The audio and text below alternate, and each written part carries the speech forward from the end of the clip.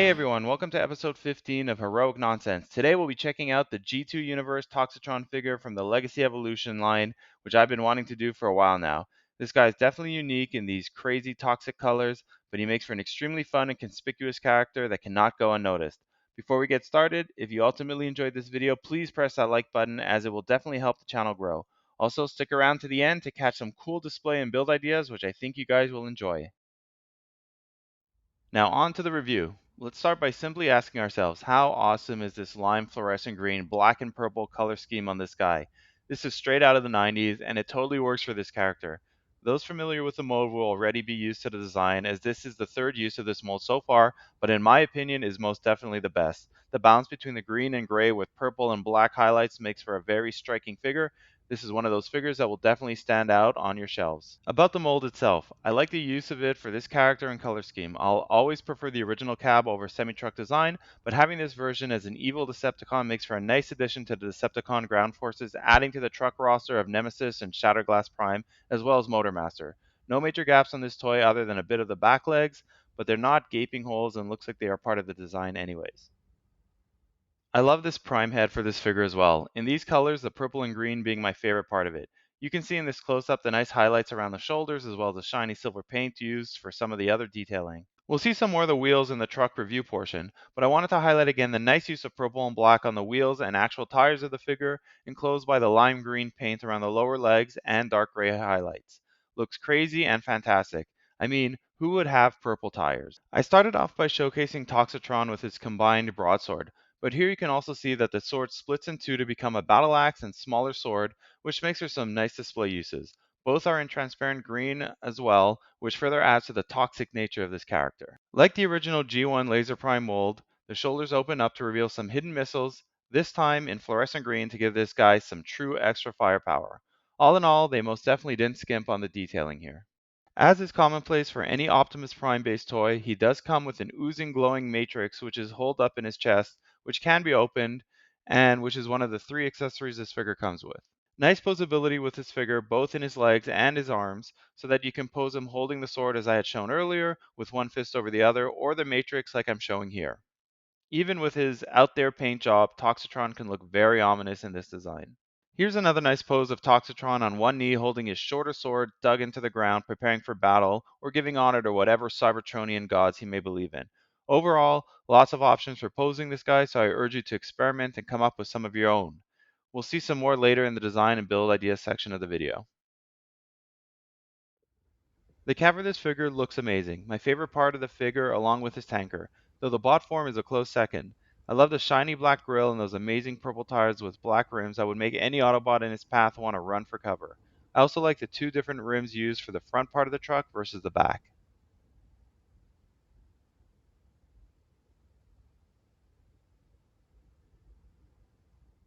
For the tanker part, I think going all black was definitely the way to go with this figure, especially with those purple tires again and green ooze spilling off the sides. You also have some other purple highlights on the top and front, which breaks up the mostly black tanker nicely without going too far.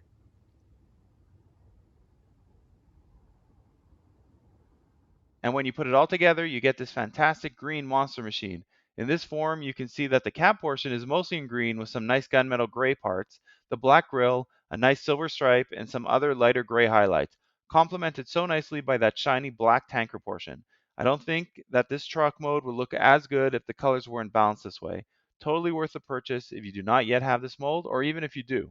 On the top of the cab, you have the G2 Decepticon symbol, which is a nice homage to the G2 series in all its chaotic color glory, and which looks cool with the other G2 Decepticons from the series sporting the same symbol, which we'll see shortly. Simply wanted to show here a close-up of the tanker and how nice the paint job is. And the back view so you can see some of the nice detailing this part of the figure has.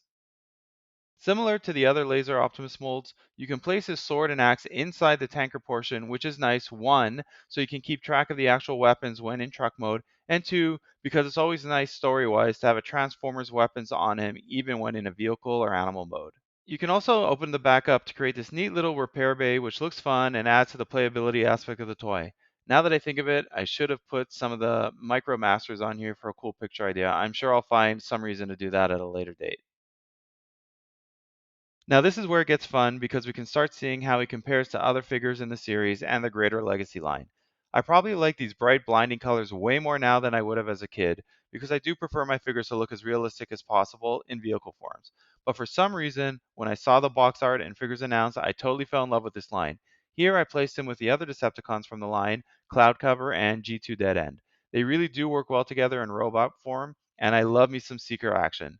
As an aside, I do think this cloud cover figure on its own has an incredible paint job, and I really dig those black and yellow checkers on his jet intakes.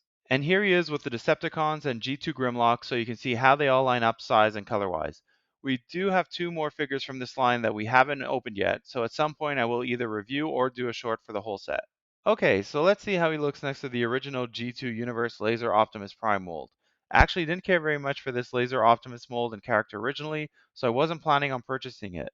In the end, I got this figure in a roundabout way, so I'm happy to show you guys how they compare. As far as the mold goes, as far as I can tell, there are absolutely no differences other than with respect to the paint job. They both come with the same accessories and even have the same head mold. You can see here in the close-up some of the differences in the paint highlights, including with respect to the matrix, but you are overall getting the exact same figure. Even the shoulder missile design is the same, but with green versus blue transparent to inserts.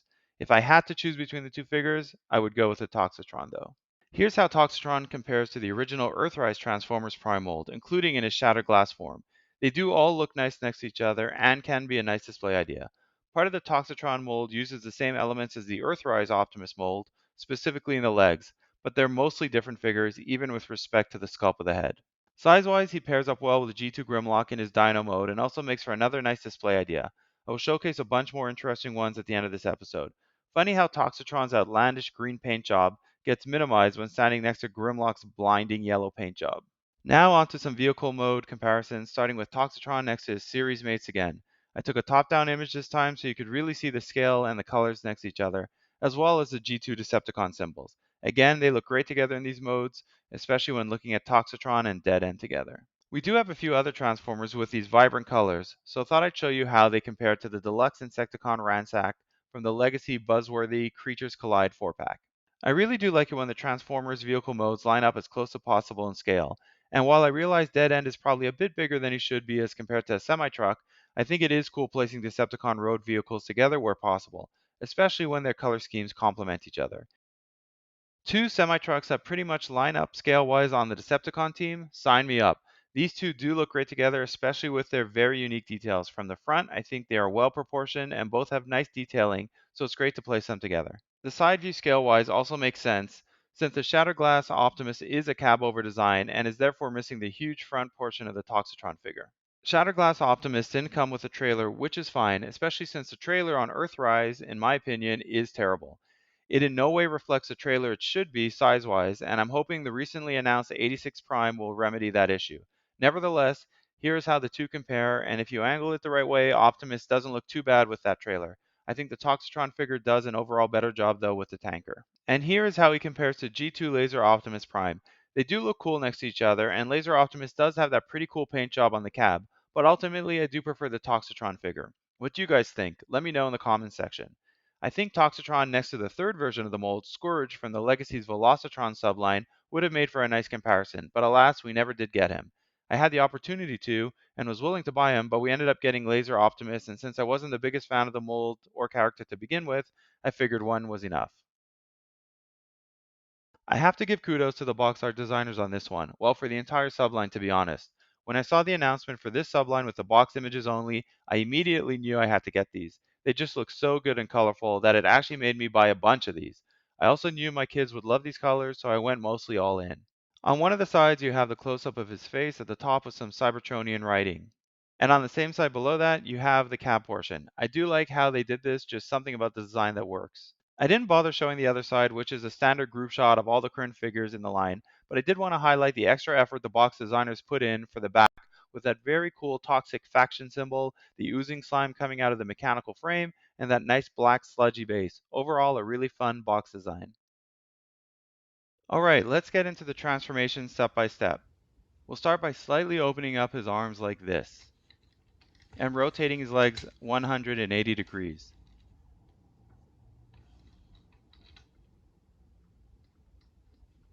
Open up his lower arms like so, so that we can push up and hide his fists and then close. Rotate his arm 180 degrees at this point as well. Do the same for the other arm. This is a pretty standard arm transformation.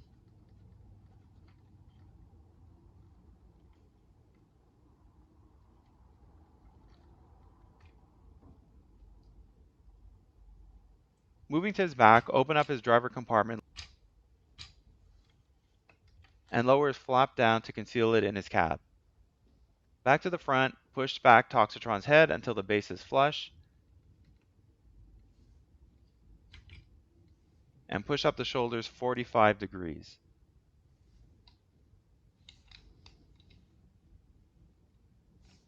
We do that so we can have some room to untab each of his arms this way.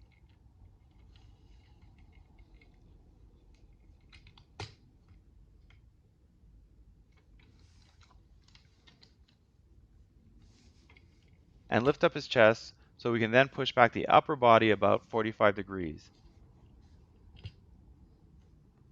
And then fold down these tabs, which will ultimately become the doors of the truck.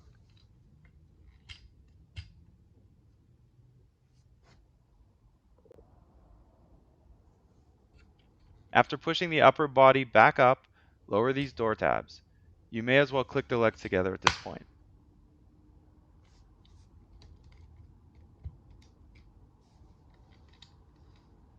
This part of the transformation for me is usually the trickiest, but I've gotten better at it while making this video. The trick is to have those arms turn 180 degrees as I did earlier, and have this cap portion at this 90-degree angle with the lower arms bent slightly as well, while fiddling around with it ever so slightly in order to rotate the arms into the driver's compartment. Back to the front, you can see that the matrix compartment opened up on its own. Make sure that at this point, you're not opening the matrix compartment, but are in fact untabbing this fake grille from the window section. You can see the difference to the bottom right here. Rotate the fake grille portion all the way flush with the window section, and then rotate the whole thing in like so that the fake grille is now facing up in this position. At this point, let's push up these two shoulders so that they meet at the top and click into each other. This forms the engine portion of the semi. We can now focus on closing up the roof and sides of the truck. For the roof part, simply push it back down and click it into place onto the motor frame. And for the sides, first start by bringing the legs down to a 90-degree angle, which should have no resistance, and then click the side panels into place. Now push back out the legs at the hip joint, which are already tapped together, so as to bring the back part of the truck into alignment with the front. Like Earthrise Optimus, close up the feet, and then simply line up the arms like so to form the back of the cab. Don't forget to open up each of these gas tanks to complete the look of the truck. And there you have it, the green machine transformed and ready to roll out. On behalf of the Decepticons, that is. Before we leave this section, grab his tanker and click it on right here into the slot on the back of his legs.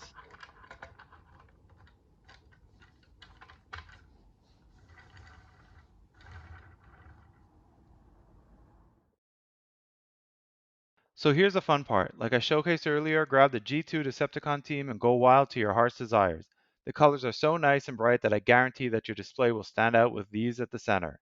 I grabbed a bunch of the more colorful Decepticons in our collection and put them all together for your viewing pleasure. I usually try to keep displays together with character themes and lines, but in this case, I think putting any of your figures with the bright colors would look great. Here I added to the mix Ransack from earlier, as well as Generation Select's G2 Ramjet and two of the Siege Rainmaker Seekers. If you guys have any other ideas from your collection, let me know in the comment section below. Transformed, these three all look nice together, especially if you have some type of stand for cloud cover. Scale may be off, but they can still make for a nice display. As I mentioned earlier, I do like these two together, and if you have some effects, you can make this a bit more dynamic. And even better, throw G2 Dragstrip from the Velocitron line, or Shadowstrip as he's called there, into the mix for a really cool display of some Decepticon ground vehicles. I can't wait for the rest of the G2 Stunticons to come out so we can complete our G2 Menasor. I think we recently got a leak that the future G2 Stunticons are in the works, as are some other combiners, so we're really excited about getting those. For fun, and why not, the G2 team in vehicle modes with Ransack. The other Deluxe Insecticons are also in the works from what I understand, so this type of display will definitely get a lot more wild. Showcasing their posability, I placed Toxitron here smashing down his toxic glowing sword on Laser Optimus' shield, bringing him to his knees. I never posed them together in our display like this before, but I may now just because of how good they look here. And they even look great playing chicken on the road in truck mode. I originally took this picture for the comparison section on Toxitron versus G1 Optimus, but I liked it so much I figured I'd showcase it here. Having any Transformers trucks next to each other just satisfies some sort of primal instinct. In my head, I think these two would make for an awesome team, or at least alliance of convenience. Two alternate versions of Optimus, at least body-wise, fighting side by side against an onslaught of Autobots. And finally, my G2 Grimlock displays. We've seen him earlier in the setup, but now I want you guys to see them duking it out in robot form. Grimlock is the bigger bot of the two, but because of those shoulders on Toxitron, they almost line up. A good pairing, I'd say, for fighting each other, especially if you have sunglasses. Leading up to my favorite out of all the pics I took, we first have Grimlock attacking Toxitron in truck mode and knocking him over while his tanker explodes in the background. You can see Grimlock's foot holding Toxitron down as Grimlock readies to take a chunk out of him. And here it is, my favorite shot. G2 Grimlock lifting up and holding back Toxitron in vehicle mode, while Toxitron spins its wheels to no avail trying to get out of the clutch of Grimlock's claws. And so that's it, my friends, as we close out episode 15 of Heroic Nonsense with Toxitron from the 90s craze era. I hope you enjoyed this episode, and I hope I made some new fans along the way. As for next episode, I'm not sure what to do next. To be honest, I'm not that hot on the current recent releases, but totally excited for the next group coming out. I may pick up one or two from the current series, we'll see, or even get a masterpiece I've been wanting to grab for a while. What would you guys like to see? A masterpiece, new figure from the current line, some more from the previous series, or even a G1? Let me know in the comments. See you next time, and remember, it's all such heroic nonsense in the end. Bravo!